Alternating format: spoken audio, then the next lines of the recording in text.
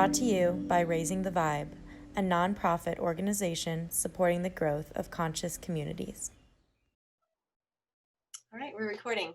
Welcome, everybody. I'm Rebecca Becker. I think I know everybody, founder and executive director of Raising the Vibe. We are now doing online programming. We have small group meetings, this is considered the third Wednesday of the month from 10 to 11:30, where we bring you programs from our partners or whatever is coming up. We also have book discussions 4 times a year. And we're continuing our speaker series in the evenings 4 times a year. Next up is going to be Darshana Patel on October 6th. So excited to have Darshana. She is a phenomenal energy alchemist and has gone into a program called Ionation, which is the vibrational language of kind of energy and metaphysics and how things work in the world. So excited to have her on October 6th. But the next meeting will be September, whatever the third September in the month is, where we're going to be reading Energy Medicine, or we'll be discussing Energy Medicine by Jill Blakeway. So if you haven't already, hope you can get a copy of that or on your Kindle and be prepared to discuss that. So with that, I'd love to introduce Scott Hall. I met Janet, his partner, several years ago, and she was instrumental in my awakening and gave me some tremendous information. And so wanted to sorry, I'm getting people online here too. And so then I was introduced to Scott and have gone to a couple of his programs. He's a channeler, psychic medium, musician, artist, so he does it all. And he recently joined Raising the Vibe, and so we've just really gotten to know him a little bit more on a personal level. And he's going to be talking today about energy in your home. He's done energy clearings in the home, but also some of the other things he does. So with Scott, I'll let you take it from there and add any more to your introduction that I missed. Thank you. Yeah, Janet, my partner, was instrumental in my opening as well. So, and it was actually not recently that I joined RTV. It's just pre-COVID, so it seems like a year ago at least, because it was. So I don't know. That doesn't seem like a year ago, yeah. At least. So hello everyone. Thanks for joining us. And this is a popular topic. I've given workshops on this before. So it could go on and on. So I'm going to give you an abridged, kind of quick version of what I normally give in like a workshop, the very, very abridged, and then open it up to questions. Or if you want to just stop me mid-sentence, I don't care. I love answering questions. That's what it's more about. And I'm a very outgoing person, and I had planned, but pre-COVID to join things like RTV and be out there and have meetings. So this is really, though, the first time I'm doing a meeting other than my channeling online where we're actually having discussions. So I really appreciate it. So any questions, I would love it, because I just love to talk to people, so especially about what I'm excited about. So what I'm going to go over today, basically in general, is how I got into home clearing, what it means to me. And believe it or not, it was extremely important in my awakening.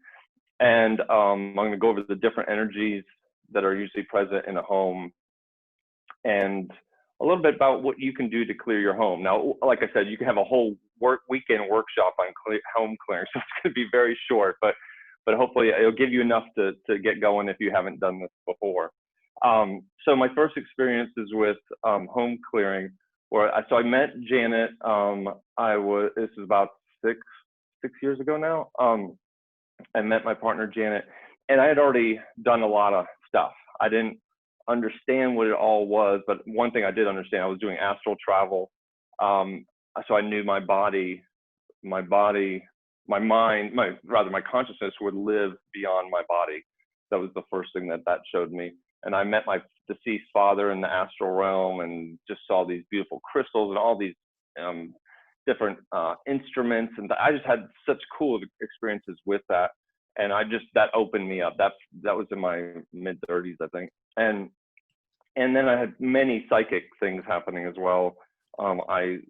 Like many people, I saw what I believe was a precursor to 9/11, where I saw a guy hanging from the bottom of a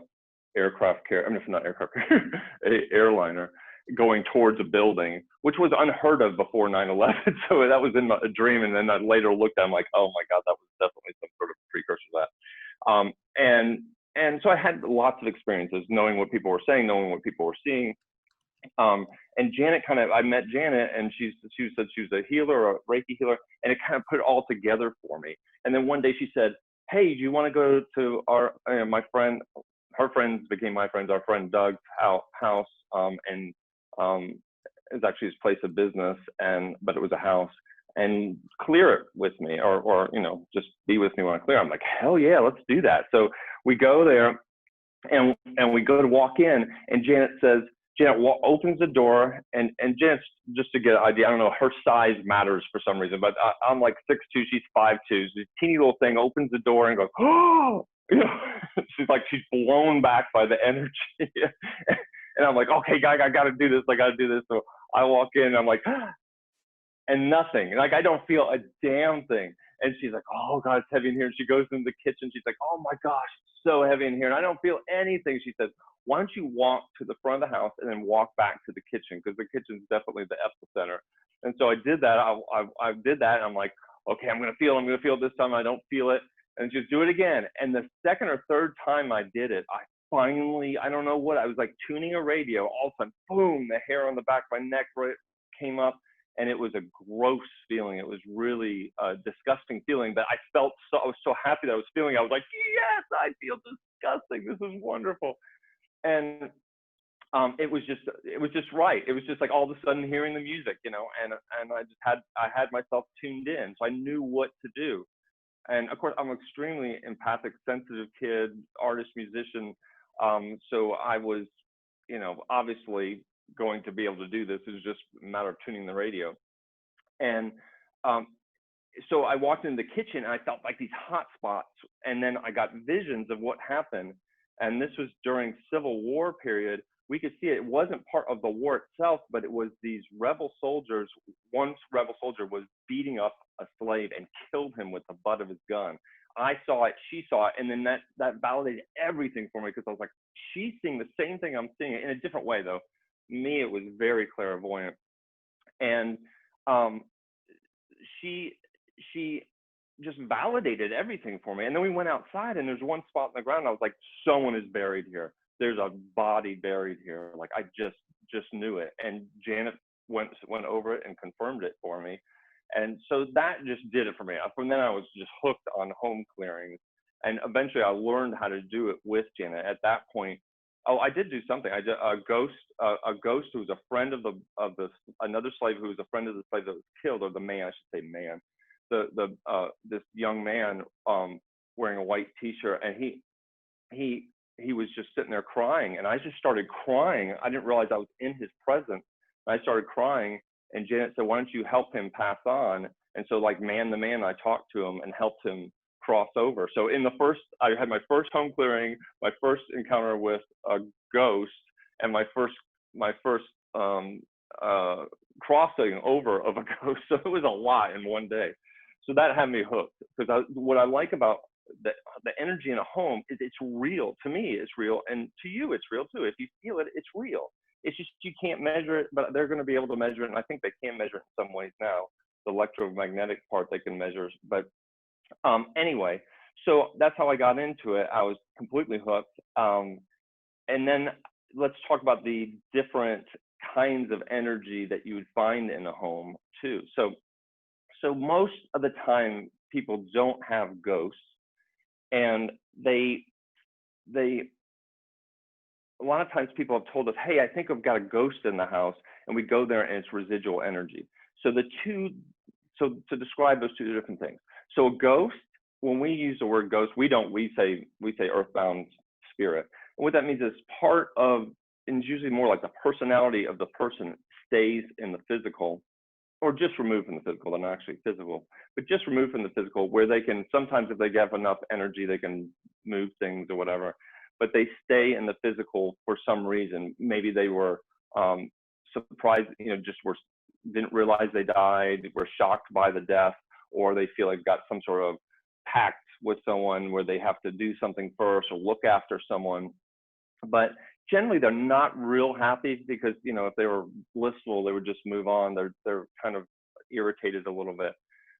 But that's what a ghost is, an earthbound spirit. So those are really more rare. I mean, even in Atlanta with the Civil War, we see a lot of Civil War stuff, but it's more likely that you've got residual energy in your home. And what residual energy is, just imagine like every time, if you came home from work, and a lot of you are going to relate to this because I can in certain parts of my life, I did this too. I come home from work, you're angry, like frustrated, anxiety, and like for guys, we usually go to, you know, the study, or we go to the office, or we go to the back part of the house, like a typical guy thing, and just, you know, get out our anxiousness. That paints that emotion. It's as if it paints on the wall, this energy. It paints the whole room, or coats the whole room. I like to look at it as paint, but you know, it's not the perfect analogy. But because it fills the middle of the room too, where there's no paint. It permeates the room, and that's a living person leaving residual energy in a room. That person could do that for 20 years, then move out of the house. Someone can move into the house and go, this room doesn't feel right. 20 years later, or whatever, you know, I mean, from 20 years of painting the room, it feels that way. And it could be 2 people later. It could be two different homeowners later, and that energy's still there if no one's cleared it. A lot of times with these kind of energies, these residual energies, people avoid that room. They ends up being the storage room.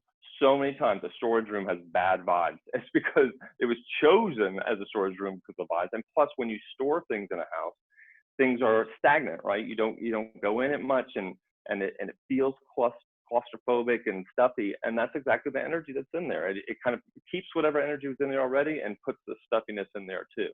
So that's residual energy. It could be, but the great thing, the opposite side of that residual energy would be, or an opposite scenario would be a kitchen. Most kitchens have wonderful energy. Why? Because we cook in them. And what is food? Food is representative of love. So, and it's usually feminine energy. It's still, even if a guy's cooking, it's still a kind of a feminine thing to take care of people, to nurture people, to provide for people. And that is just permeates kitchens usually. Kitchens usually just have that, and they usually have more light. But even dark kitchens, I mean, there's just only a couple times have I been in a kitchen. In fact, that first one was in a kitchen. That's the funny part about that, was because the reason why it was in a kitchen is because the house was built way after the Civil War. So the house was built over the land where the death occurred. But usually kitchens are wonderful. So it's a kind of a good example of the complete opposite. So really what we want in our home is more the energy of a kitchen, like all throughout the home. I'll give you a couple of ghost stories here, just dealing with actual ghosts.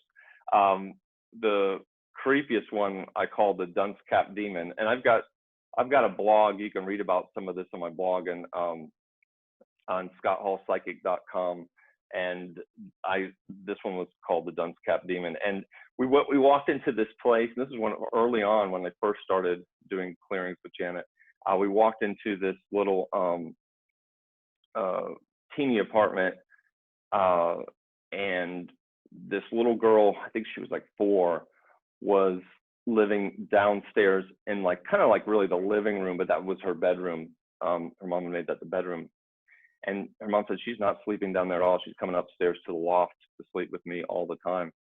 We walked in there, and then, I felt it like immediately. It was just the oppressive, heavy, hard to breathe feeling just when you first walk in the door. And then as you go back to the back right corner, which was her bedroom, where this armoire was, it got heavier and heavier and heavier. And it really culminated in the bathroom right behind the armoire, where it felt so heavy. It felt like if this thing got any stronger, it could throw things physically. You could just feel it. It was almost moving things physically. It was disgusting, and it smelled. There was this horrible smell in there too. And I just imagined I'd opened myself up to it, whatever it was, and I said, you can show yourself if you want. And then boom, in front of the armoire, in my mind's eye, the armoire was like 7 feet tall. I see this thing that's 8 feet tall, with a dunce cap on it, all dressed in green like clown wear, and with this gigantic cartoon looking face kind of with a gigantic mouth. It's like this big, open with gigantic fangs, just standing there, hovering over me and just trying to intimidate me. And I was like, okay, I saw that. Wow. Okay. And meanwhile, the lady who's in the home, the owner, is saying, yeah, I keep seeing a man with a hat. I'm thinking, oh, I hope she's not seeing this man with a hat, because this dude is not a man and he's creepy as hell. But she was seeing a dark figured man with a hat on, but definitely a man. And so it turns out that was about as close to, I call him the dunce cap demon, but he wasn't a demon, but he was as close as Janet and I want to get. We determined from there, we're like, we don't want anything darker than that. In fact, we prefer not even to have that kind of darkness. But she was able to clear him. I was able to see there was some sort of animal slaughter out back. We both saw like an animal slaughter. We got killing fields out in the back. And then 3 years later, we find out that area, a bunch of cattle were slaughtered, or horses or cattle were slaughtered. So we were like, wow, that's really freaky. So it just kind of left itself open. Sometimes there's an early event that happens on the land that creates this negative energy, and then other things get attracted to it. And there were railroad tracks right there. This is a loft that actually was, part of a railroad warehouse thing. And people had gotten injured and hurt there, and some guy died there. And the guy who died kind of mixed with an evil kind of entity and became this dunce cap demon thing. So that's what we believe happened, and we were able to clear it, but the whole area is kind of got some trouble because of that. Also encountered a beautiful, like very, just to give you the exact opposite, we were in this house, and this young black man came to us. We knew he hung himself. We went down into the garage to clear him, and he came up to us and touched us, and he just this beautiful touch, just very effeminate. That's what both of us got immediately. We're like, this is a young gay man that wasn't allowed to be himself, but it was so obvious. I mean, I can't imagine how he could hide it. It's just very effeminate, very soft touch, beautiful person. And we talked to him, and he couldn't believe that people were okay with people being gay and stuff. So we had this conversation with him, and then he went on, and that was just the complete opposite. Where it was just I got to witness a beautiful soul that wasn't living currently, and that was a really special moment. Let's see, anything else I got going on here about ghosts? Sometimes, like I've witnessed an angry ghost before who wasn't really, he just had bad energy, and was a client of ours, and she's a single lady, and he was just being kind of intrusive, I guess, bugging her. She could feel his presence, and he was angry. It turned out to be about his mom, and I reintroduced him to his mom. His mom came through and brought him up and crossed him over. It was beautiful. So I've had some really beautiful experiences. I would never thought I'd be into this. I never thought I could see ghosts. I never had any desire to do psychic readings either. I didn't know I could do it, nor did I have a desire to do it.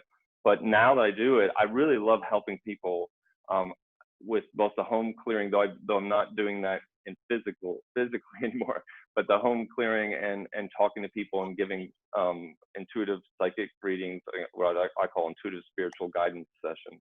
But I really enjoy helping people, and that was something as a musician and as a artist that I didn't get. Like if I had an art show, people would say, "Oh, this art speaks to me," blah blah blah. I'm mostly photographer, artist, but now I've gotten more into the graphic stuff. But that was, I get a little bit back there. And when I play a gig, hopefully be playing them someday. But when I play a gig, I get something back from people, and they might come and tell me about the song, and I get something back. But it's not the same as being like really close to someone's soul while I'm having a session with them. That's the beautiful thing. So I really enjoy that. So one thing I learned is from home clearing. So Janet and I used to do home clearing. We don't do it anymore.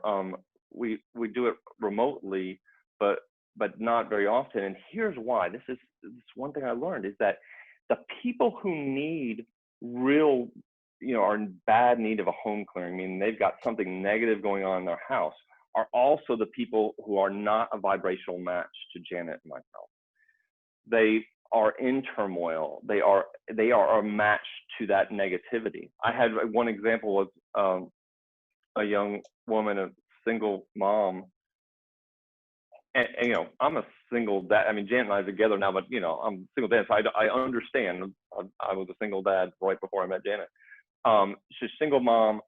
She has this entity that we see, this dust that just appears on her front porch and kind of just shimmies, shakes a little bit, and then she also has this like warrior helper entity that is like a white cloud that goes around her house, and she showed me from her like her door camera. It goes through the banister and did all this crazy stuff that I know that woman, the only way she could fake that is you could do it with current software, but you have to have a lot of knowledge and a lot of time, neither of which I think she had knowledge of that, nor did she have time because she had a single kid. So this was amazing video. And I was like, yeah, I want to do this. I was like, honey, this is close on the edge to the negative that we want to deal with, but I really want to help her and do this. And we offered, but I need to get paid too, because I'm a dad too. And her reaction was like, you should do this for free, whatever. I can't believe you people trying to fake. And I was like, wow, okay, that's that energy, that same energy. So that same energy that she came at me with the negativity is the energy that attracts the negative thing to her in the first place. So we just realized that. So it's like we are more in a vibrational match with the people that just have little light things in their homes and want blessings and home blessings and that kind of thing. But so that was interesting. That I learned a lot about that. And so, you know, there's no mistakes. If you're in a house that has this stuff, it's not a mistake. There's a reason. And a lot of it has to do with addiction. And Janet is a recovered alcoholic, and I am an Al-Anon guy. Have had relationships with addicts all my life. My children have had trouble. My older children have both had problems with addiction. So I know a lot about addiction, and addiction is one of those things that tends to attract this kind of situation. And so we had a lot of people that are like, yeah, my son's home from recovery and blah, blah, blah. And this is happening, that's happening. We're like, until he's recovered, there's no sense, because it's whatever he's attracting, it's going to come back. A lot of times it is one particular person too, who wants to play in this energy, and they say, oh, I like playing with ghosts. Come on, entities, spirits, come in. And then they get way more than they bargained for. Next thing you know, they're calling us like, I got this going on. But what I noticed too is that they really wanted us to verify that they could play with these things, not necessarily to stop it. So there's some investment they have in playing with these ghosts. So that we saw that time and time again. So it's like, okay, do you really want a clearing? Do you really want a home clearing? So I end up having conversations. I end up having lots of conversations with people on the phone that were just like, okay, wow, there's a lot of personal work that has to go on for this home to be cleared. Those are one and the same, the personal work. So if you did the personal, let's say this woman has a ghost and her uncle, the century dude that was going and guarding, she had her uncle in there, and she had the negative thing in there. And what if she did all that personal work, and then she wouldn't be a match for it? So she would either leave or have the home cleared. That's just the way it works. Because, or if you were to say, like, let's say she was to sell the house, and it's just like it is, it has all this negativity in it. Someone comes who's sensitive and open and has good vibes with themselves, for a lack of a better term, and comes in and walks through the house, they would be like, no effing way. No way am I, nope, goodbye. So it's just, you are a vibrational match to your home. And I've had homes, like I had a home that had mold in it. Why was I a vibrational match to that? I had a lot going on with myself personally. I had not such a great relationship. So there's always a reason for that. So that you can shift your energy, and then you can shift your home's energy. You could shift your home's energy to match your energy. If you know, like if you come into a home when you first get there and you're like, everything's great with this home, but this room, that's doable. That's really easy, because that means you've noticed and you don't like that energy and you want to do something about it, rather than make it the storage room. That's a good idea to call someone and have it cleared, or to learn how to clear it yourself. One thing I learned too is that land heals. So we had this one thing where it was once again Civil War up in Chickamauga, which had the biggest battle in the Civil War, one of the most deadly battles. And almost every house became a field hospital. And this house that we went to, its original house, this was a house built on the grounds of the original house, over the original house. The original house was a field hospital.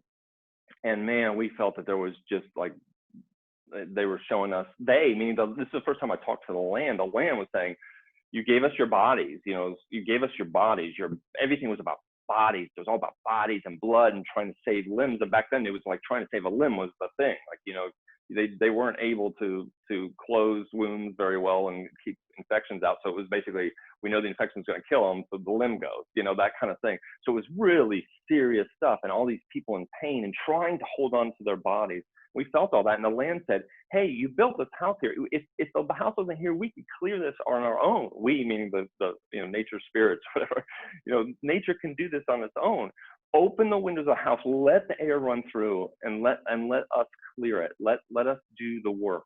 And every time there's a room that has a lot of windows or open windows or a porch, it always has the best energy, because outside has great energy naturally, unless, like with the slaughtering of the cattle, unless there's some dramatic, gigantic, usually people event that happened that tainted the land. But land heals. So it's always best to have open windows, light in a house. I mean, usually the energy of a house that's dark, it matches the darkness. It matches. It doesn't mean it feels bad. Just lived in a bungalow. We moved to this house has tons of light. We love it, but we were in a bungalow that was kind of dark, and it wasn't negative energy, but it was like womb-like, and it had that kind of warm, like, let me hold you in energy. So, and the land really will take over in a beautiful way if you let it. And if you need something cleared, let the land, the energy of nature do that too. With wind, I was just listening to some guy saying wind is like a shower. It just cleanses you. Any questions so far? I just gave you a whole bunch real quickly. Are there any questions? Because I'll tell you some of the stuff I use, but this is probably a good time for questions, and I could pause and have a drink here. Yeah. Hey, Scott, I guess maybe you were about to get into like the process. I'm just kind of curious a little bit about, how you start and how you approach each different, I'm assuming you use different techniques for different situations. And yeah, so I'm not going to go into a lot of detail on that, because it would take up the rest of the time. And I know there's a lot of other questions about that, but so I'll just go into it now, Kristen. So what we use to clear, so clearing is really you're making an energy shift of a home. That's what you're doing. You're saying, I want the energy to shift and ultimately what you want is love in each room. So if you go in your kitchen and you go, oh, I love my kitchen, whatever room you love the most, you really want that in every room. Now, every room's not going to feel just like that. It's never going to feel the same way, because it depends on the light, and a lot of things in the room make a change of the energy. But in general, you can have positive energy, but it's still going to have its own feel. It's going to have its own personality. So generally, what you're doing is you are putting your love into your home. You are exuding your love, and you want your love to be there. It's been so this can be felt so strongly. We've been in homes where you couldn't tell, usually if you look carefully, you can tell which side of the bed is the man's and the woman's by the stuff on the side. But like, we were in this one house where it was cleaned extensive, it was just a very clean house. And so there was no objects on the nightstands for us to tell. And we went to one of them. I was like, honey, which side do you think's her? And we were both like, that side. And then later we were like, confirmed it was something, maybe we saw a brush or something. We're like, that's it. The energy on one side of the bed will be different from the other. So everyone's got that personal energy, and you just want yours, or if you're married and you got a husband, and you would want his personal energy to be in his personal space, but positive. Now, of course, you can't change people, so you can work on yourself. That's the most important thing. That's what this whole thing is about. What I'm talking about is that's really about you. It's about you first. And you can't do anything about the other members of your household, but you can do changes in the room and clear it. But the second they get to there, whatever their normal, whatever they normally exude is going to replace whatever you put in there. So what we usually use is Sage is like the base tool. So once again, this is a tool. What we're doing is we're going in there, we're saying our intent is to put our energy in there. When Janet and I go to a home, we just put our loving energy in there, and we ask angels. We have angels come in. I never believed in angels before, but Archangel Michael helps a lot. He'll just fly through. I just see him in my mind's eye doing all this work. It's crazy. It's so cool. So whatever you believe in, you could have angels. If you believe in angels or don't believe in angels like I didn't, and you could try and see if they come in and help, but you could have them come in and help. Ultimately, it's whoever's last in the room is what the energy of the room's going to have. This is sage, and most of you are familiar with it. We light the sage, and we'll go around the corners. The whole time we're thinking about moving energy, clearing energy, just thinking clearing to your intention. This is what I want to do. I want to fill this with love.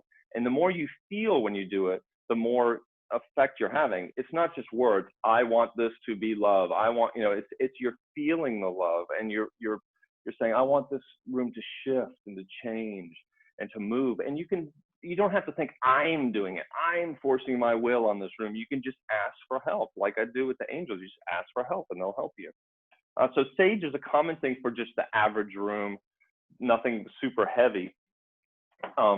With heavier rooms, we use this bowl and Epsom salt. Oh, cool! You can't see. This is invisible Epsom salt. It's not. You're not going to find this just anywhere. It kind of goes in and out. But that Epsom salt goes in here, the bowl that also is magic. I should have known that. If I had done this ahead of time, I would have said we got this magic bowl.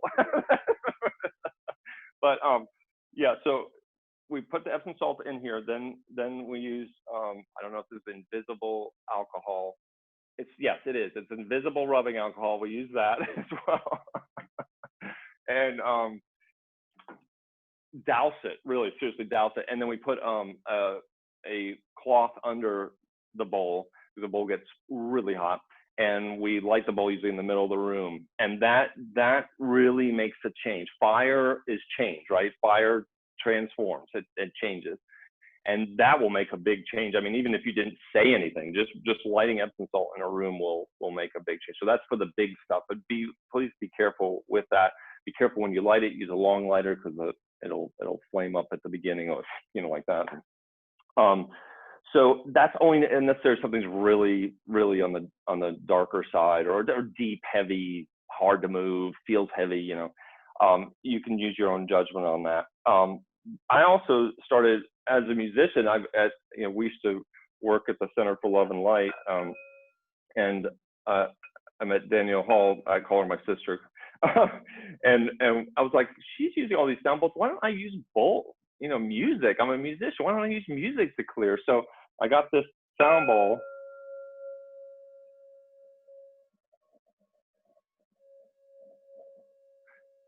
Which is not invisible. But this I use an invisible stick to get this going. And now, so lately I've been using that kind of as my sage.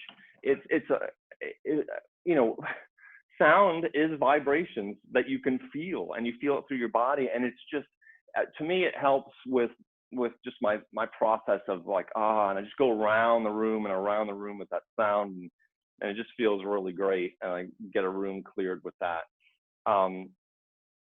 Anything else? So you use Palo Santo too. Please get that.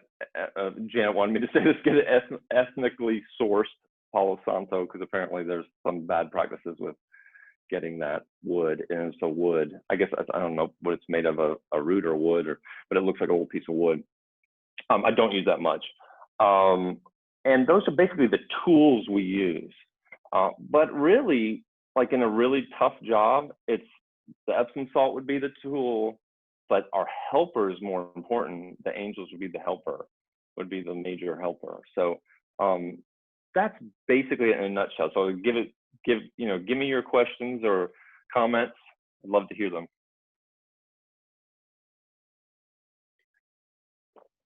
So when you had encountered the friend of the slave who died and you helped him pass on, is that a common thing where you encounter some soul that hasn't shifted and you help move them to another dimension? Or I would say it's not common, because if you think, I mean, I'd have to look at, think about statistics. Like statistically speaking, we were getting called on things that were on the bad side, bad enough to pay this money, and it wasn't cheap to go have someone come clear your home. We would have to travel and all that, so it's expensive. And so for them to want to do that, you can imagine it was probably a pretty negative experience or whatever. Some people did it that just, they had the wherewithal to they just wanted a cleaner home, whatever. But most people had something going on, and most of the things that were going on were not spirits. So that's why I would say it's not very common. It wasn't common in us, though we did clear spirits, but I'd just say more common was the residual, way more common and present in every home is residual energy from a human being, rather than the personality of a ghost present. I think that answers it. So, can I say a couple of things? Hi, Diane. Hi. I have an attraction to the plot of land that my house is on, and I've done past life work, and I was a Native American at one point living here and tending the land and cultivating it. And things here grow. I came from Seattle where nothing much grew, and here everything in Georgia seems to just grow, any kind of vegetable, flower, tree. So the land, I feel like the land and I are in good rapport. Yeah, I'm getting what I call lit up. I've got goosebumps and chills, which is a spirit's way of confirming that for you. Like they wanted me to tell you. That's the yes. That's True. Very special for you. Yeah. Yeah, I'm getting that also as we're speaking. It's funny. And then lately, I've had floods in my house.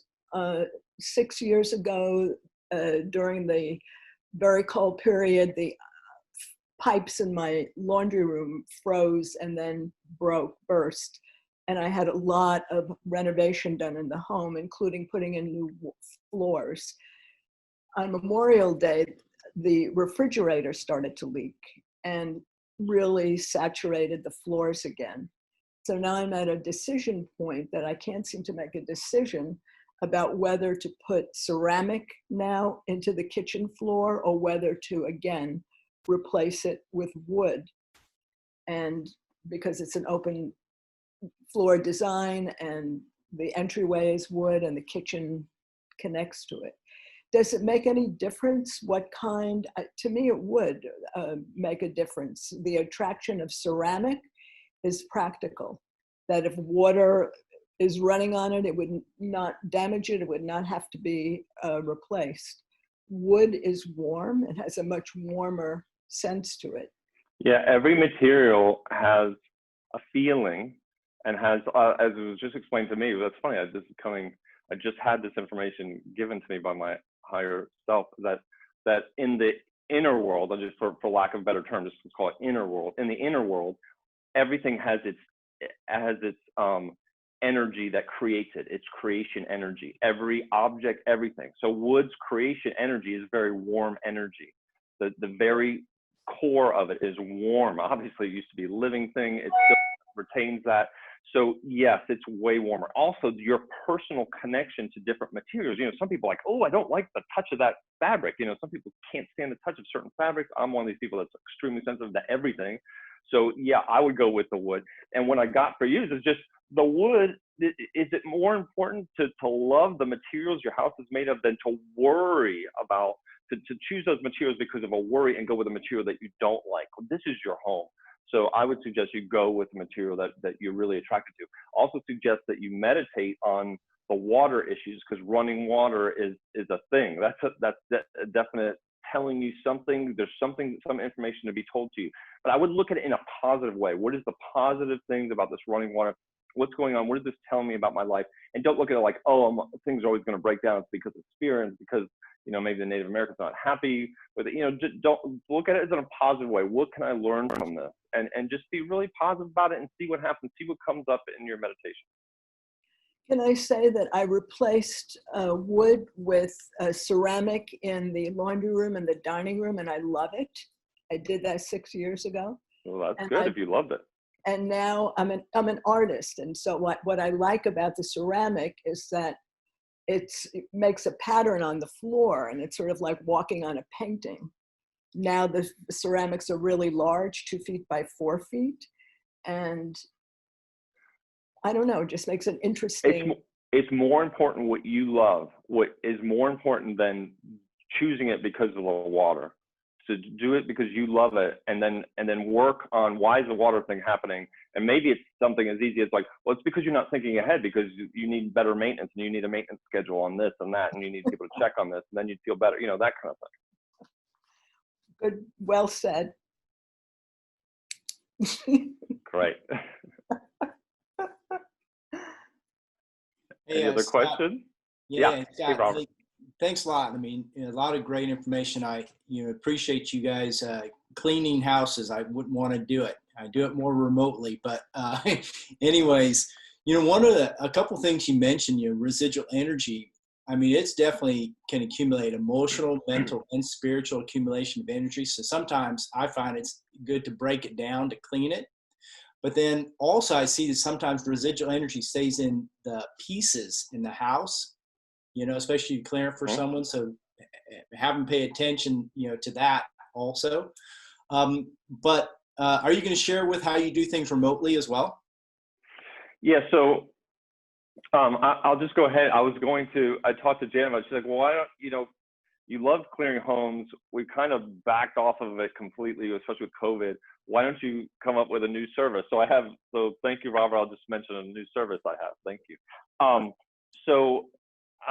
The new service is my usual spiritual intuitive guidance session, where I connect with your spirit guides and talk to you. But also prior to our meeting, you'll send me photos of each room of your home, and I will look them over, and I will determine the energy in each room and tap in and get what needs to be done in each room.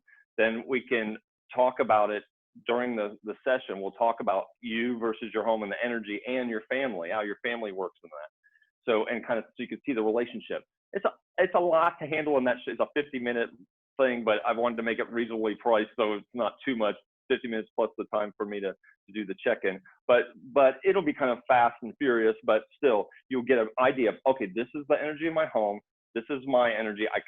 He's shown me how these two work together.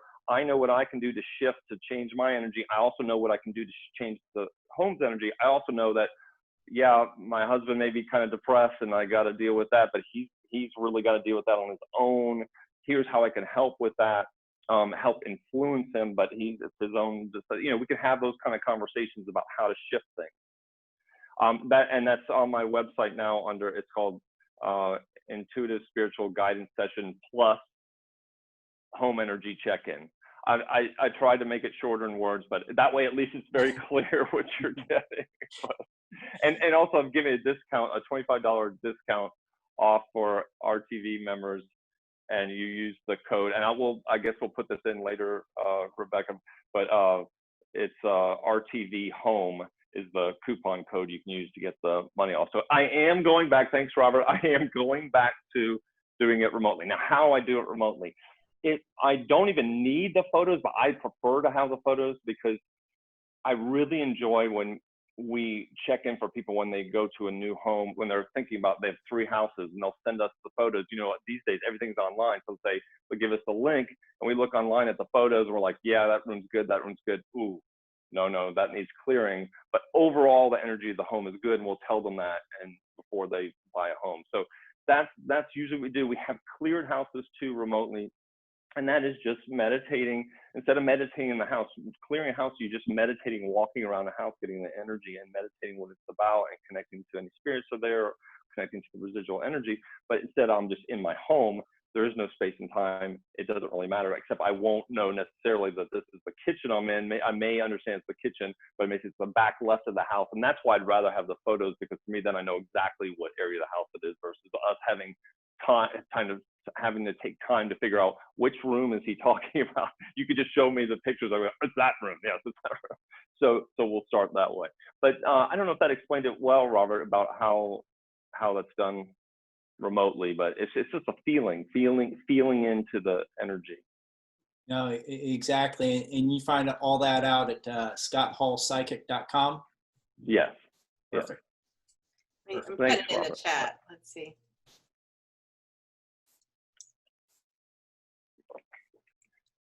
Yeah, I'm going to get away. I'll be changing shortly away from the psychic because I found that I use it in a campy way, like the shirt I made for myself, that I use it in a campy way because people think psychic and they think, palm read or whatever, and palm reading is actually a valid thing. But there's a negative connotation. So I was making a campy run at this negative connotation, but now I'm going away from the psychic. It doesn't even say psychic on my line, on my website. And I'll be changing everything to kind of represent more about what I'm about and take away the jokiness of it. Just be straightforward about it, which is hard to do, but I'll still be jokey. But hey, yeah, so keep that because that helps doing this type of work. You've got to have levity doing this work. Forget it if not. Yeah. thanks, Did I get Robert. that Yeah. right, Scott? I put it in the chat. RTV home code at scotthallpsychic.com. Can you see the chat? Yeah. RTV home. Yep. Okay. Yeah. Good. It says redeem coupon at the onset. When you go into once you hit book, it'll say redeem coupon. You put in that RTV home. Faye, did you have a question? I do. Hey, Scott. Hi, Faye. I have been studying on parapsychology things for years and years. Way back when I was even a student with Raymond Moody, who you may have heard of. Yeah. Way back, and 40, 50 years I've been studying this. And my question is, I really would like to have a knowing. I believe in the spirit guides, angels, afterlife as a belief, but not as a knowing. And I have studied and worked with people. I'm stuck because I have not been able to actually experience in a way that I know. I always have a scientific kind of explanation for things. And I'm wondering, have you run into people like me who are just stuck? I was fascinated. Yeah. You said that you didn't believe in angels, and then all of a sudden, everything starts coming. And I'm a regular meditator, and Yeah. So what you're trying to do is use your mind to justify something that is not mind from the mind. So the mind likes, because I think it's mostly because of our culture. I think the mind might actually like religious things more if we were more religious-based culture, but we're really more science-based culture. And so it's got to be measurable for the mind to like it. So you're waiting for some measurability that the mind says, oh, that's definitely that.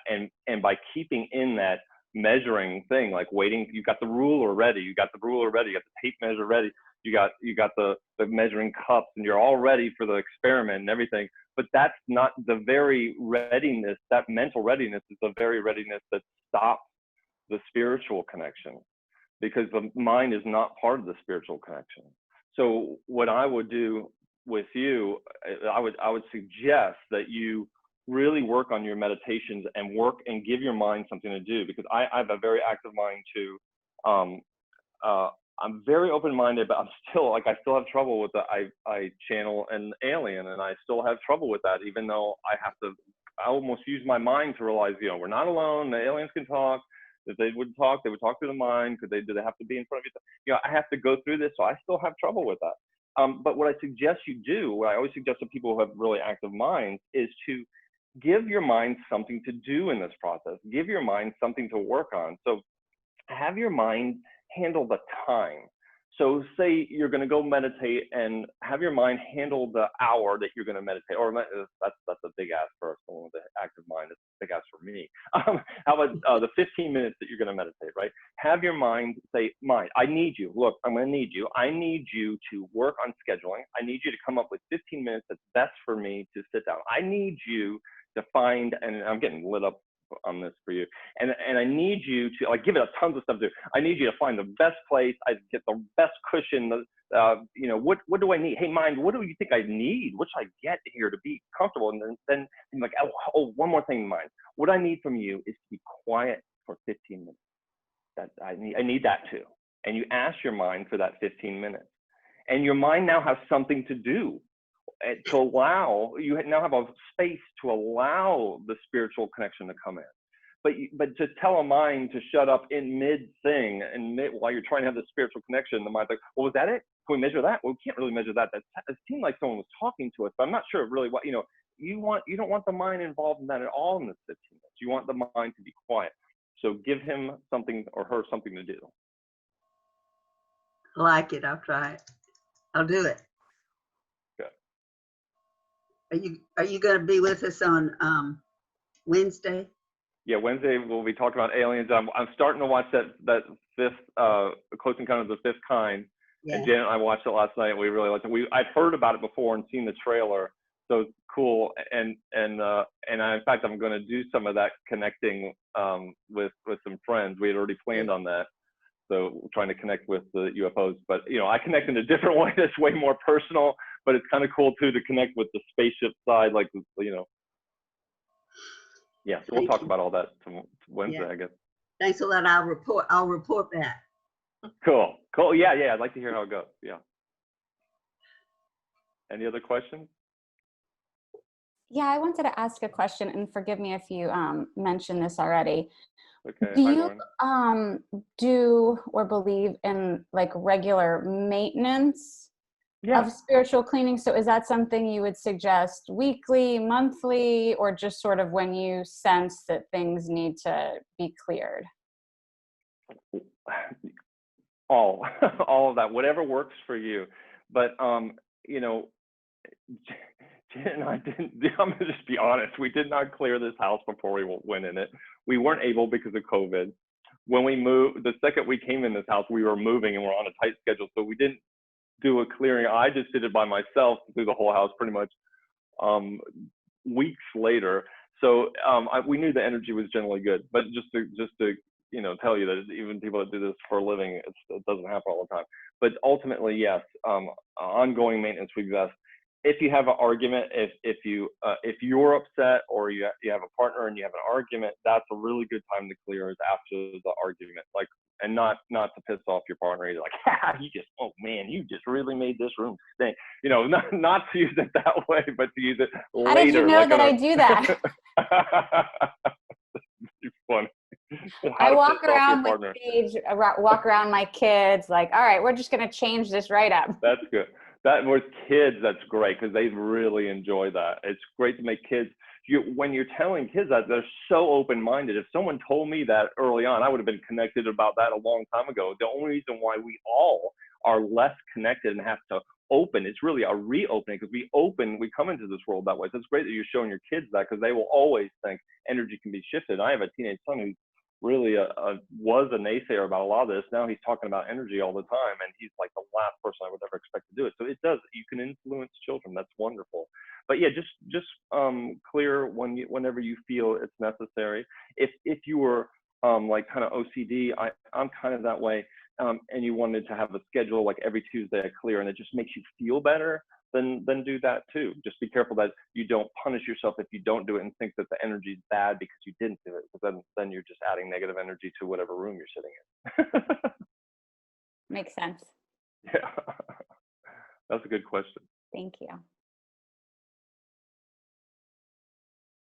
Any other questions? I can talk more if not. All right, let me think about other things that have happened. Okay, anxiety. All right.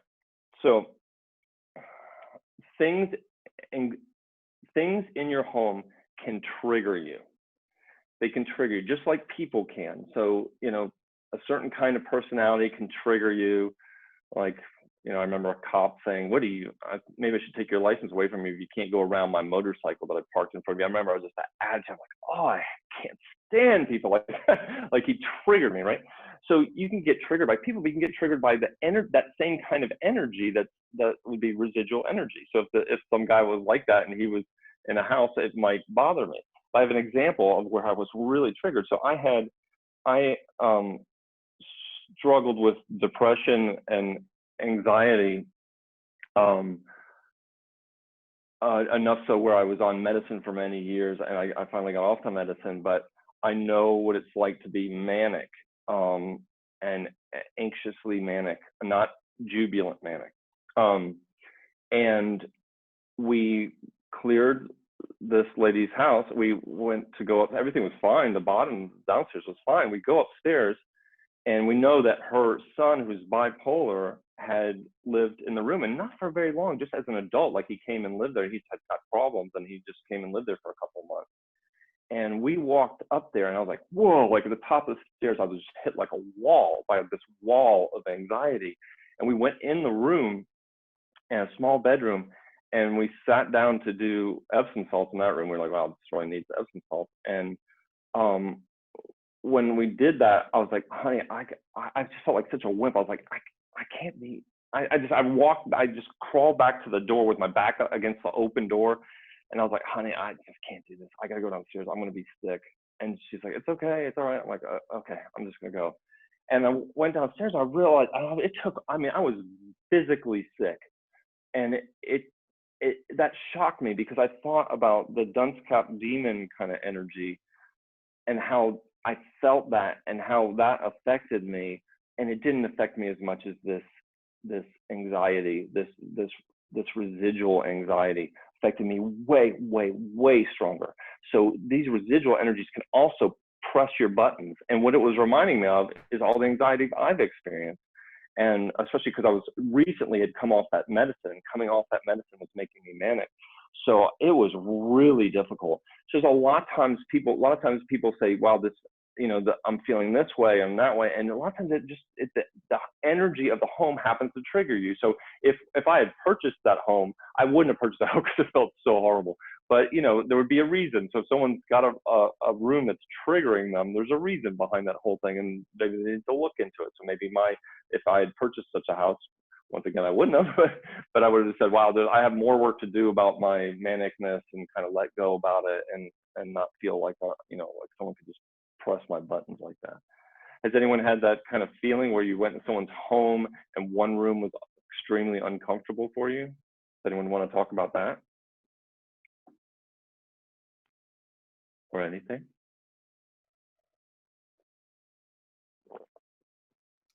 Hey, Scott. So it kind of gets to the point of where you still have work to do, maybe, like what your hooks are. Like, it may not have affected me, but it would, it affected you. That means that there's still something that's hooking you. Yeah. And that may give you some insight onto some more, like, there might be more trauma work I need. Right. But I also think, I can't imagine, like, there's certain things that are so tremendous in your life that I don't know that you'd ever get to a point where they don't affect you when you're reminded of that vibration. So, maybe in that case is just to remind me that I can be affected by other people and to work on that. But I seriously don't know if I guess some people would be able to completely clear it. But, you can imagine, like, if you were raped and then you're in a situation where that is about to happen, you sense that that's going to happen. There's no way you're not, there's something, it's okay that something's triggering that and reminding you of that. So I don't know that we need to clear every single thing, because I'll have to look at that a little further about, like, I'm thinking about it now about the anxiety, and maybe it's like a releasing of that. The anxiety is not something I need to carry on with. I don't need to carry on with the thought that I'm injured from the anxiety. I just went around in a circle and helped myself, I think. I don't know what I just said. Yeah, I don't know what you said, but hopefully it was helpful, but it didn't make any sense to me. Went around in a circle, like, yeah, maybe you're right. In other words, yeah. Okay, you're right.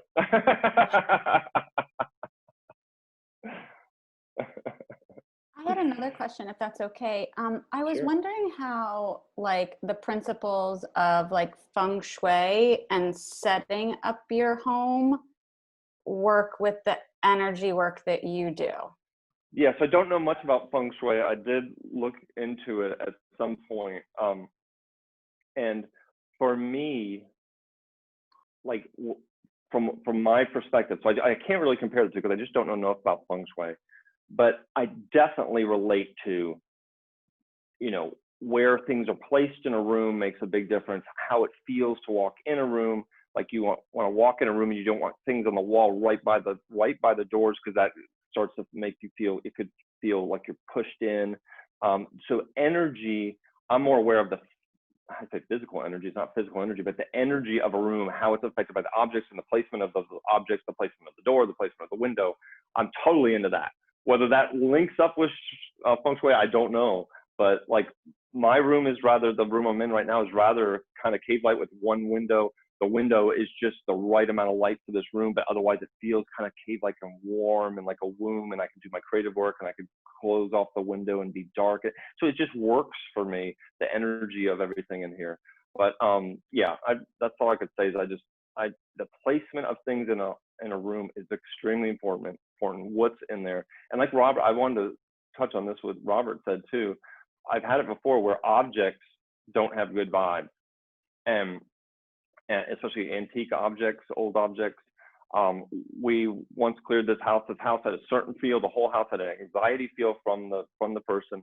And then we get to this mirror, this antique mirror, and it had a completely different vibe. And it was so obvious that we actually cleared the mirror. So objects also hold their own energy, as I said before, and it's really important. So when you pick out objects for your room, not just the placement of them, but the actual objects, choose carefully. And if you don't like the look of something, if something bothers you, I wouldn't put it in your home. You know, even if it's functional, if it really bothers you the way it looks. Like Janet and I are such sensitive people, and maybe y'all are like this too. We have certain forks that we like the touch of and feel of, and some certain ones that we don't. We got a collection of a couple different kinds, and we're like, you know, from the two of us. And the kind that I brought, she's like, I don't like the feel of these. I'm like, oh God, I wish you hadn't told me that, because now I don't like the feel of these forks. so everything's important, and the placement of it is extremely important. Yeah. I think it kind of gets back to the whole hoarding, and everybody's kind of like, a lot of spiritual people are interested in simplifying their life because, yeah, objects have energy. They're holding energy. They might be holding past energy, or books. I mean, they probably hold energy as well. Like what's in the book, how you felt when you read the book. I mean, I've had many books, and I ended up purging so many books, but it just feels better just to simplify and clean, you know? You want to talk about Janet and I just, she went through her books recently, and she's like, nope. Yes. Like almost feeling them more than looking at the title. She looked at the title too, but she was like, no, because I'm like, honey, you know, do we really want to move with it? Because we just moved. I'm like, do you really want to move with this? If you haven't touched it in 4 years, and we're going to move with it, make sure you really, because we're, you know, I'm going to bring it to the next house also, you know, and so we did the purging of the books also, and I did the purging. It was really hard for me, as I did a purging of notebooks where I'd done all my journaling. And I was like, oh God. So I did the same thing with that. I'm like, okay, I haven't looked at this notebook forever. Am I ever going to go back and look at the information? What am I going to do? Why am I holding on to this? To confirm that I had this revelation way back when, you know, and let go of it. Yeah, it's very important to do that, and do it by feel is important. Yeah. May I add some things related to the feng shui stuff, if you don't mind? Yeah, go ahead. You know, what I find is, let's say like feng shui, it has a collective wisdom out there, right? And so forth. So if we are one that feels like we need to have that, you know, connection with collective wisdom, or we feel like we're not part of, or we're weakened somehow by our own authoritarian, you know, aspect of energy, then we're going to, you know, feel like we need to have feng shui and find those structures. However, if we're making the room in our house that resonates so much with us, it's just amplifying us, it's going to be better if you follow that type of, you know, energy and authority, if you want to say. So that's all I got to say is like, is it the structures of feng shui you put around that's going to make the difference, or is it you and how you're going to feel it's going to make the difference? Oh, that's an excellent point. I totally am with you on that. I believe that we are here to experience ourselves and to expand with the experience of ourselves, and we expand by being in touch with our heart and seeing what we desire. And so if we desire a certain chair and we desire it to be in that location, and that feels really good for us, if there's any other rules that that's against, I would just say screw those rules, because there's a reason why you love this chair and you decide to put it in the corner. And it's your heart. Your heart is what determines these things, what you love. It's really important. Like I think like if you have a favorite pen, there's something about that. People say, I don't even know. I do a lot of reads with women who are empty nesters, becoming empty nesters, and which I'm going to be myself shortly, in a couple of years. And they're like, I don't even know what to do anymore. Like I've given my whole life to my children. I don't even know what I like anymore. And I'm like, do you have a favorite pen? Because if they do have a favorite pen, then that is the little trail, the little rice trail to their heart. Like if you have a favorite pen, there's a reason why you like that pen. Why, like, oh, I like the way it feels. Okay, well, you like the way it feels. So some part of you now, what about John? If he used that pen, would he like, I don't know. Would you care? No, I don't care. I like that pen. Right. So let's keep going that. What else do you like? I like this. Okay, then what do you like that? It's just an opening up. It's just, so it's never fully closed. Usually people they like something over something else, and that's what we're here for. So yeah, so this thing of, if the feng shui is these rules that says you must like these things, and it's counter in any way to things that you like, that seems counterproductive. That just seems like it's not a good idea. Yeah, I like that. Thank you. Good question, Robert. Or good comment. Good way of looking at it.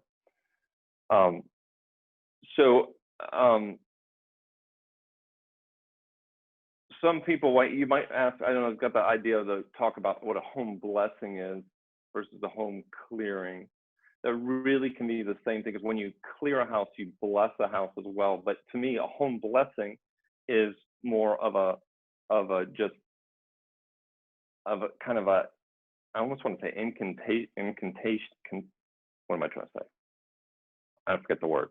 But it's more of a, here we're saying this, making this statement about the home, and we're wishing it to be this particular way, versus going in and clearing everything. But what we normally do is we go clear every room, and then we give a home blessing where we say, basically, bless this house, keep the energy of the house this way. So you're saying your intentions of keeping the energy of a house a certain way. Has anyone had their home cleared that wants to talk about it, or has anyone thinking about having their home cleared? Is anyone, after having this discussion, thinking about doing it themselves? And you want to talk about a particular room that you have? Get free information on? It's a quiet group. Well, here Go I ahead, go Diane. again with the kitchen. Right now, the kitchen underneath, the leak happened on Memorial Day, and the floors are seized, they're buckled, and it's mold and mildew, and it's, and I really want to get rid of it, but all these things kept conspiring to slow down getting new appliances having to do with coronavirus. I won't even go there. But now that it's hard to get work done now. It's hard to, right, or get things manufactured and shipped and blah. Yes, right. So I really want to get rid of the mold and the mildew. I want that room.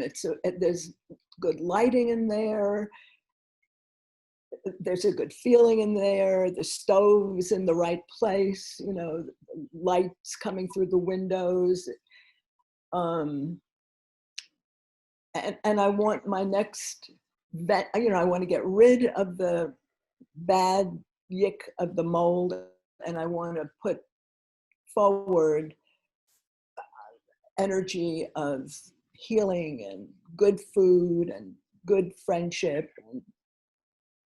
Yeah, what I would suggest then is, because we're experiencing that, we moved into this home and it has maintenance issues, and one thing after another has happened with getting people, because of COVID. It's just hard to get people in to do the work, and the equipment isn't available. Like, we're waiting for a dishwasher to be replaced, and the guy's like, I don't even know when I'm going to get another dishwasher in. This is a guy who deals dishwashers. So it's really tough right now. It's not helping with the postal service. I'll just add that too. It's hard to get parts, but I would suggest that you, number one, what this is teaching us is about patience. This is giving us, this COVID time is giving us a time to reflect. And most of us, not all of us, because some of us are working our asses off more than ever before, like people in the health industry. But in general, most of us is giving us time to reflect about what we really want. So you've got this extra time to think about what you really want your kitchen to look like. Yes, you're going to clear the floors and you get all that stuff out of there. You got to get that stuff out of there. But then what's it going to look like afterwards? So I would spend a lot of time meditating on what it looks like and just keep that picture going about what it's going to look like, and be patient. It's going to come when it's going to come, and it's going to be okay, and everything's going to be all right. And just say, I have this extra time to think about all the little things I want. So like think about like the pen analogy. Like, is there a certain, are there certain oven mitts you want, and certain this, what else you're going to do in your kitchen of things that you like to buy for yourself that you want to change in your kitchen. Like, just make it a whole thing. So you're always thinking positively in your kitchen. And that you have something to counteract when you come across, because I imagine with me, I remember with mold, is you smell the mold and you're like, ugh, and it puts you off in a certain way. So have something ready to counteract those feelings, because remember, it's this residual energy. So if you go in the kitchen and every time you smell the mold in the kitchen, every time you think, when's it's going to get fixed, and you have that anxiety, then you're adding anxiety to the kitchen, which you don't want to do. You might want to leave your kitchen and go outside and have those thoughts. But have some positive thoughts about what you want that kitchen to look like, and then have the patience. So you've had experience with patience before. Go to your best patience and say, I've got patience for this. It will come, and spend that time thinking. I've got time now to really. So when everything's available and I can get this done, and I can get this stripped out of here and the refrigerator fixed or whatever, then I also will do this, and this, because I've thought about it, and it's going to be wonderful. I hope that helps. I think one idea you gave me is I'm going to open the windows in the kitchen. Yes. And just let as often as possible do that. It's hard in the August, but yeah. Right, that's true with the air conditioning, but I can do it at dusk. I have screens and I can open, and just let fresh air in there and get rid of some of it. That's really important. Yeah, that's really important. Light and fresh air. So if you can't let the fresh air in, at least let the light in. That's really important. Yeah, good point. Thank you very much. You're welcome. You're welcome. I wish you well with your fix. I hope it goes smoothly. I've realized I'm just gonna I don't even know I'm just waiting months for a dishwasher. I'm like, okay, whatever. I'm drying dishes with a paper towel and having calm. I'm just like, paper towel drying. This is like, it's therapeutic. It's hard to find paper towels these days. So yeah, right. I'm ripping mine in half and using half to dry. I'm thankful for the paper towel that I'm having to use to dry my knives. Yeah, to keeping positive. It's really important to obviously we want to be positive people all the time and to have our homes feel positive for us. That's the reality of life, is unless we're like these advanced yogis, that's not the reality. The reality is that sometimes we're upset, sometimes we're tired, and just the regarding your home is just you could see that doing the work for yourself is the same as doing the work for your family, is the same as doing the work for the energy of your home. It's always about your self-work. That's the most important part. And I'm going to speak a little bit now about families, is that you just remember that even with kids, that even with young kids, you still aren't controlling them. You are influencing them, which is a decision on their part and your part. It's an agreement. An influence is an agreement. So kids come in this world being heavily influenced by the parents, and they're kind of open to that influence. But they are still their own little units, and they grow up and they become these big units that have their own mindset. And then spouses the same thing, partners the same thing, is that they've got their own mindset. So you can't go say, well, you're messing up this room. You know, I appreciate if you just control your anger. Of course, that's not the way it's going to work. The way it's going to work is that you would do your work, and you would say, honey, I noticed you're angry. You know, what are you doing about it? You can ask that. Hey, your anger is really kind of getting me. Can you mind going over there and dealing with it? You can deal with it with boundaries and hopefully influence that person, but that's all you've got. So all you really got is yourself, even with kids, even though it appears that you can control kids, but you can't. It's really influence. So just think about that you influence those around you, those bodies that come in your energy. You influence the house whose energy you're in. You're basically exchanging vibes with the house. You're exchanging vibes with people. But you're an influencer. So think of yourself that way, not I'm going to become enlightened, and anyone whose energy I touch is just going to be like, and it just doesn't work that way. Everyone has to be in agreement. You could think of that too. Like if you think, like if you and your friend are at a elevator and you're hitting the button, you're waiting, and your friend comes up and says, oh my God, this just happened to me. And you like, what? And you don't even care what the friend says. The friend's like, this just happened to me, this wonderful thing happened to me. And you're like lit up with that. And you two are so excited. And there's someone next to you who's like, so they're in a different vibration, and you're not going to affect their vibration. They would only be affected by you if they decide to be influenced by your vibration. Instead, they take your vibration as a negative, against the vibe where they want to be. You could have family members that are like that, and there's not a whole lot you can do about it other than work on yourself. That's the you know what, in this work that I do. It's a lot of times people want to know about their spouses and their children. In general, just to tell you, access to the children is usually pretty high, like spiritual access to children. It's kind of a known, like if this is in the children's best interest, that there's usually a lot of information there. Less for spouses, but I always say, well, you know, give me my general idea is just this. We're not going to be intrusive. We're just checking in on the person so I can get information that would help the person that's in front of me. Not to help them, but to help the person in front of me, to understand that person's energy, to help them. So that's the kind of the way I look at it, is just to know other people's energy, but to not mess with other people. They have to decide. The husband has to decide, or whoever, the girlfriend has to decide that she wants to make a change on her own, and they may want to see some other, intuitive person to do that, or they may choose talk therapy to make their shift, but that's their own deal. Anyone might want to make comments on that, or?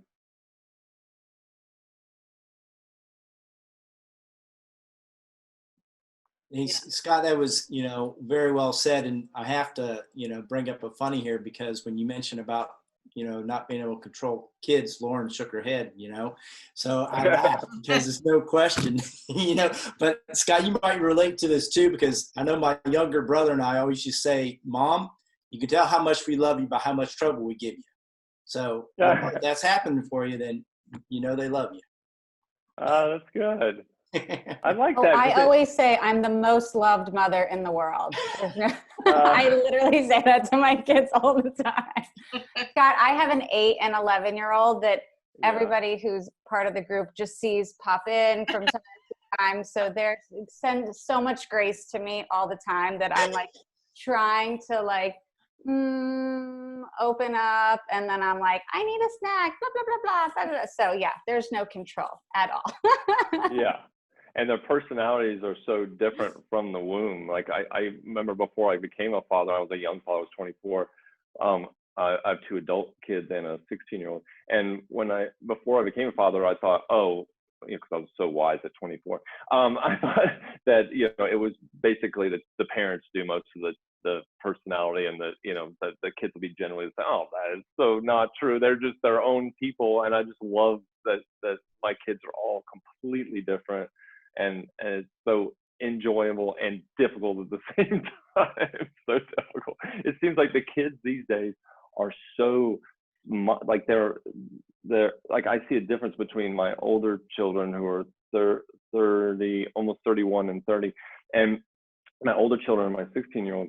is that the 16-year-old, he's just like, I think this way, I don't really give a crap what you think, which is so like great, especially for what's going on in society right now, is that you're going to have to convince these politicians or they're crooked or whatever, they're not going to convince these kids of anything. They will call them out on anything, and they don't just buy into this language, this old paradigm. They don't buy into that at all. They have to experience it first. Now, of course, that being young children or teenagers, they think they know everything already, and they have yet to gather the knowledge of certain things.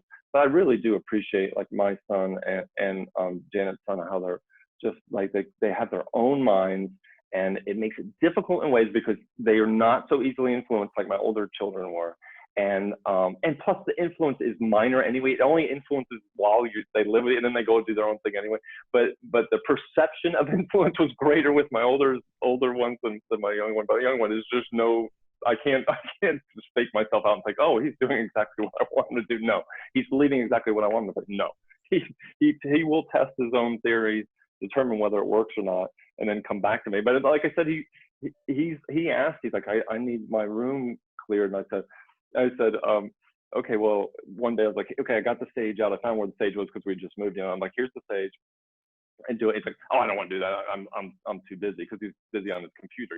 Teenagers is all about what's going on. Then a few days later, I noticed the sage was missing from where I placed it, and he's like, Dad, how do you do the sage again? And he did, and he saved his room. And so I know that from an influential point, he allowed the influence of me, and he tested the things I was talking about. He determined his own beliefs about that you could clear things with sage and your thought and your feelings, and he went and put it to task and did it. And I was like, okay, if I just, as a parent, thank you. That's what I need more of.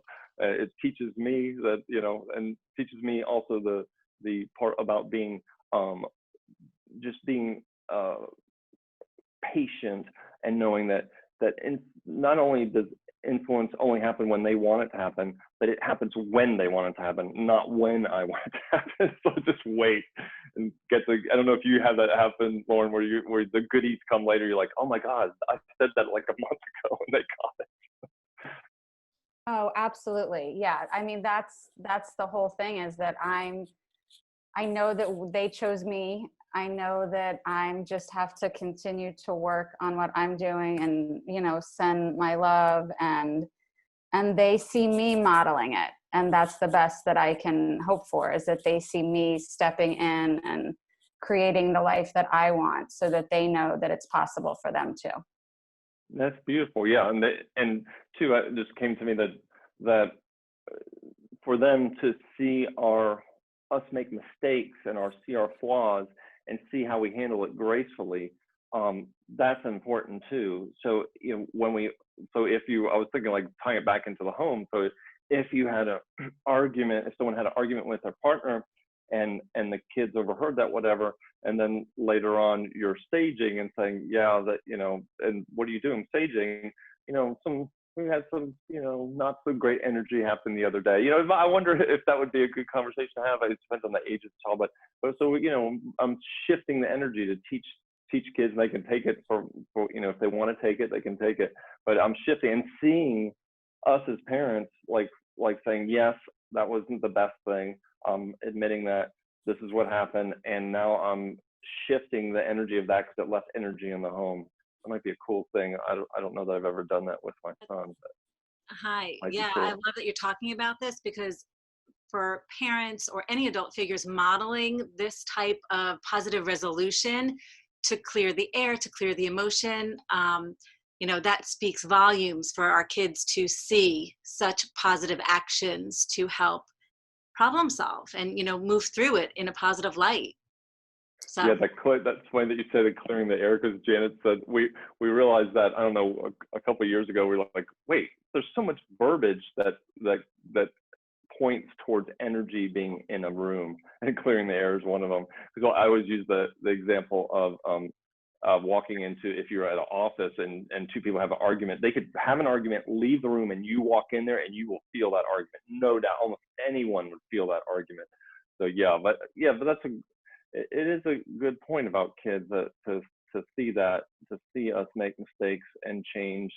I don't know if that's, Janet and I are both in, psychic mediums and channels. And so our kids hear all this talk. They probably go, oh God, here they go again. They hear us talking about politics as it relates to spiritual. Like we always take the politics and put it in a spiritual context too. And they're probably like, oh my God, stop. But in some way, I'm sure it's going through, and they're seeing that we're kind of fumbling along and learning it. They probably don't understand that we actually do have knowledge, but I think that I know, I can't wait to have those conversations with my 16-year-old son, who's definitely hard-headed. Like when he's having a son or a daughter, and he's like, oh, she's telling me this now. Like, yeah, I can't wait to have that conversation with him. Yep, that's the way you were. Welcome to my world.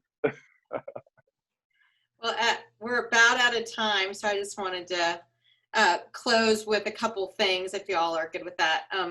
One, we talked like the last 10 minutes, it seems like we were really talking about mindful parenting. And for those who are listening to this on the recording on the website, there's a whole little section on raisingthevibe.org under conscious community practices, where you can look at the video. We did a whole Raising the Vibe panel discussion a year ago on mindful parenting, and there's some really good things there, as well as like the Brene Brown Wholehearted Parenting Manifesto, which I love, and the Prophet Kahil about the children are not your own. Love that. So that's on our website, raisingthevibe.org.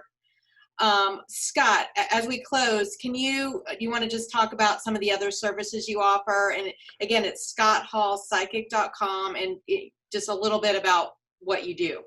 Sure. My main service is intuitive spiritual guidance sessions. I do them virtually and on the phone. I do 50 minutes and 25 minutes. The 25-minute ones are just phone readings. Are on the phone because it's hard to set up the computer for that short of a period of time. I connect with your spirit guides and talk about your energy and whatever problems you want to talk about, but basically get information from them so that you feel empowered to make the changes in your life. That's really important to me. I don't like coming to me like, I don't want people to come to me and say, hey, you're a psychic, what's happening to me next week? That's not what it's about for me. It's about what's happening right now with you, where your energy is right now, and how I can help you shift that, and give you tools to shift that. But I being not just me, but your spirit guides, the information coming from that. So that's my main service. I also channel a couple of things, but my main thing that I channel is AVE. That's capital A, capital V, colon. And I have public channelings where I will channel AVE, and he talks about love. It's always about love and about what to do about your heart, and to understand that you are made of what he calls belonging love. And that's his message out to people. So I do that as well. So you look for that on I don't have one lined up right now. I'm taking a little break from that. But, and then of course the new service where I do an intuitive spiritual guidance session, but it's more related to your home. Before the session, it's a 50-minute session. Before the session, you'll send me photos of your home. I'll go over it and do a check-in on your home, and I'll have that ready for you when we have the session. And once again, you have a code RTB home to give you a discount, $25 discount on that service. So, feel free to email me too if you have any questions to talk about this stuff, or you want some help with your home. You want some information, I'll be happy to help you with that. And that's about it. Thank you so much, Scott. This was Sure. Fabulous. And if you're not a Raising the Vibe member, just go to raisingthevibe.org, and we have two opportunities, like just a general member, it's only $25 a year. And then we've just instituted a business member. So if you have a service, we're offering a platform for you to promote your business. We put it in the community resource section, and you'll have opportunities like Scott has, just to kind of, give us information in general. And then, it also helps people connect to your service with people who are needing your service. So really appreciate that. And then members are also invited. I've started it's kind of a spiritual talk, a spiritual circle every Wednesday at 10 for Raising the Vibe members. And there's about 7 or 8 of us, a lot of people on this call that regularly come. And then Scott showed up coerced him into coming on this next this Wednesday. No, you about- ain't close. because we're talking about aliens. I'm like, oh, you channel aliens, so we You just gotta go there. come. Yeah, so we in this circle, we just go there, whatever we want to talk about, aliens, I mean, crazy stuff.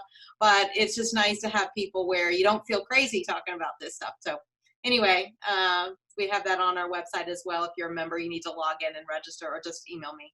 So anyway, thank you all so much for being here. Thank you. Really Thanks, appreciate thanks you all. y'all. Thanks for having me, and it was a pleasure talking to everyone. I really love the questions and the conversation. Thank you. Great. Thank you. Thanks, Scott.